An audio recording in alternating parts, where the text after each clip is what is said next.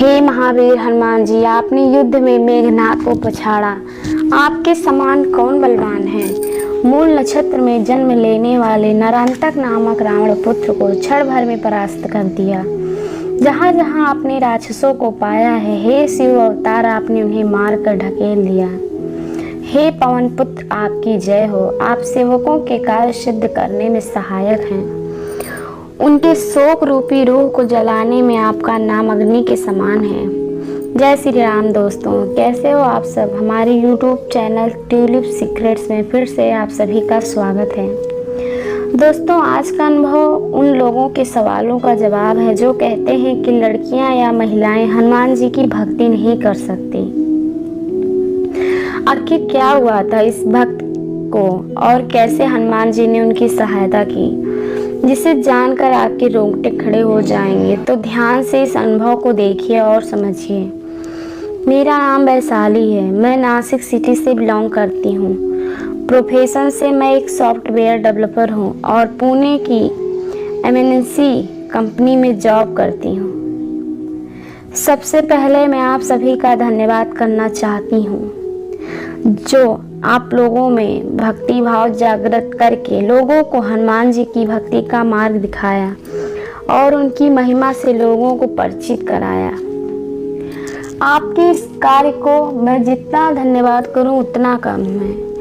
आज मैं आपसे अपना अनुभव शेयर करना चाहती हूं। मुझे लगता है कि मेरे इस अनुभव से कई लड़कियों को हनुमान जी की शक्तियों का आभास होगा और वो कभी भी कहीं भी किसी भी सिचुएशन से लड़ सकती हैं। जब मैं पुणे शिफ्ट हुई थी तो वो मेरे लिए बिल्कुल नया शहर था। मैं पहली बार नासिक सिटी छोड़कर जॉब के लिए पुणे आई थी।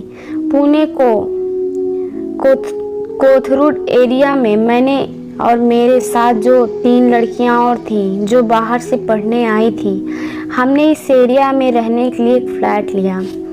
कुछ महीने बाद मेरी रूममेट्स बता रही थी कि रात के समय उन्हें किसी के आने का आभास होता है और पायल की आवाज़ें आती हैं। मैंने जब सुना तो मैंने उन बातों को इतना सीरियसली नहीं लिया, लेकिन एक दिन जब मेरे तीनों रूममेट्स रूम पर नहीं थे, तब रात को मैं अकेले रूम पर सो रही थी और अचानक मुझे वो बात याद आई जो मेरे रूममेट्स ने बताई थी। और मुझे पता नहीं ये बात सच है या नहीं, लेकिन डर के मारे मुझे घबराहट होने लगी और जब आंखें बंद करती तो लगता कोई आ ना जाए। उसी बीच मुझे हनुमान चालीसा के बारे में याद आया।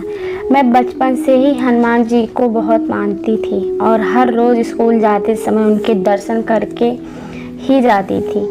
हनुमान चालीसा हमेशा मेरे बैग में रहती थी। मैंने उसी समय उठकर 3-4 बार हनुमान चालीसा का पाठ किया और उसी समय मुझे अंदर से एक अलग ही ऊर्जा महसूस होने लगी।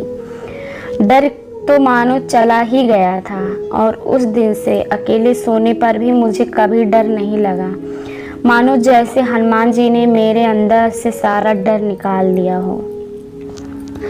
ये मेरा पुणे में पहला अनुभव था।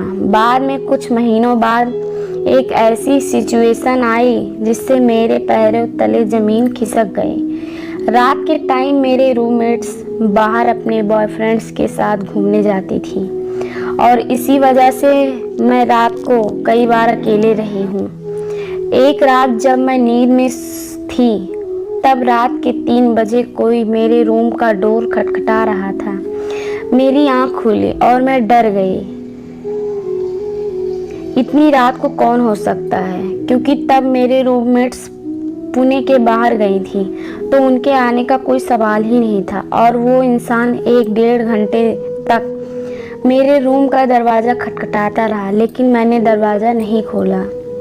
वो रात तो मैंने किसी तरह निकाल ली, लेकिन फिर दूसरी रात को मेरे साथ फिर से यही रिपीट हुआ। मैं बहुत परेशान हो गई और घबराने लगी। उसी एरिया में मेरे ऑफिस का एक लड़का रहता था। मैंने उसे ये बात बताई तो उसने इस बात को सीरियसली नहीं लिया और कहा कि कुछ नहीं, तुम्हें एहसास हुआ होगा। लेकिन दूसरी रात के बाद मैं बहुत घबरा गई थी। मुझे पता था जो कोई ये सब कर रहा है उसे पता है कि मैं रात को यहाँ अकेले रहती हूँ। तीसरे दिन जब मैं सुबह उठी तो मैंने सोच लिया कि मैं हनुमान चालीसा के 100 पाठ करूँगी, क्योंकि मुझे पता है उसमें कहा गया है कि जो 100 बार पाठ कर कोई, छूटा ही बंदी महासुख होई। मैंने सुबह 10-12 बार पाठ किया और कुछ पाठ ऑफिस के बस में ऑफिस जाते जाते कर रही थी। उस दिन मेरा ऑफिस के काम में बिल्कुल भी मन नहीं लगा और ना मैंने ऑफिस में कुछ काम किया। इनफैक्ट ऑफिस के ऊपर के फ्लोर पर गई जहां अक्सर कोई नहीं रहता और सीढ़ी पर बैठकर मैं हनुमान चालीसा पूरा दिन मैंने ऐसे ही निकाला। फिर रात के 8 बजे बस में जाते जाते बचे हुए पाठ कर रही थी। बस से उतरते ही मैंने पहले अपने गुरु के मंदिर गई और उनसे विनती की, मुझे बहुत डर लग रहा है, आप मेरा ख्याल रखना। और फाइनली मैं अपने रूम पर आ गई। उस दिन मैं पूरे पाठ नहीं कर पाई, जिसका मुझे दुख था। रात के 2:30 बज गए।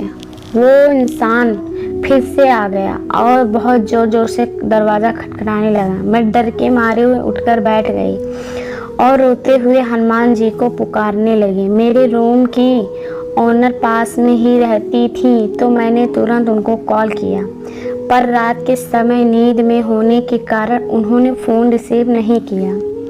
फिर मैंने ऑफिस के दोस्त को फ़ोन लगाया जिसे मैंने ये बात शेयर की थी। उससे तो कोई उम्मीद नहीं थी क्योंकि वो ऑफिस आते ही जल्दी सो जाता था और रात को भले ही बाढ़ क्यों ना आ जाए पर उसकी नींद नहीं खुलेगी तो फ़ोन उठाने का कोई सवाल ही नहीं आता। और यहाँ मैं हनुमान जी को रो रो कर पुकारने लगी और अचानक वही दोस्त रात के 2:30 बजे मेरे रूम पे आ गया और जो इंसान ये हरकत कर रहा था वो शायद मेरे दोस्त को देखकर भाग गया। जैसे उसे पता चल गया कि इसकी रखवाली करने वाला और देखने वाला कोई तो है। जब मैंने अपने दोस्त से पूछा कि तू अचानक यहाँ से कैसे आ गया, उसने कहा कि मुझे नहीं पता, मुझे लगा कोई तो मुझे धक्का मार कर उठा रहा है और मेरी आँख खुली तो तेरे इतने सारे मिस्ड कॉल देखे और मैं सीधे कॉल बैक करने के बजाय यहाँ तुरंत। उस दिन हनुमान जी ने अपना वचन निभाया। उन्होंने जैसे सीता माता की रक्षा की थी वैसे ही उस सिचुएशन से मुझे प्रोटेक्ट किया और जो भी वो इंसान था वो मुझ तक पहुंच नहीं पाया। और ना उस दिन के बाद मेरे रूम का दरवाज़ा रात को फिर किसी ने खटखटाया। ये सब होने के बाद मैं बहुत ही डिप्रेस्ड हो गई थी। तो मेरी हालत देखकर मेरे ऑफिस के मैनेजर ने मुझसे कहा कि वैशाली तुम ठीक नहीं लग रही हो, मुझे पता नहीं तुम्हारी क्या प्रॉब्लम है, पर तुम एक काम करो, कुछ दिन की छुट्टी लेकर अपने घर हो आओ ताकि तुम वापस फ्रेश मूड में आओ और काम पर पहले की तरह लग जाओ। मेरा मैनेजर कभी भी किसी को इस तरह ना ही समझता था और ना ही किसी को ऐसे छुट्टी अप्रूव करता, लेकिन मुझसे सामने से कहा छुट्टी के लिए। जब मैं घर आई तो बचपन से जिस हनुमान जी के मंदिर जाया करती थी उस मंदिर में गई और बहुत रोई और मुझे याद आया कि मैं स्कूल के टाइम हनुमान जी को राखी बांधती थी और हनुमान जी ने उस राखी का फर्ज निभाया। तो दोस्तों देखा आपने, हमारे प्रभु बहुत ही दयालु हैं। वे कभी भी अपने भक्तों में भेदभाव नहीं करते, उनके लिए हर भक्त समान है, बस ज़रूरत है सच्ची।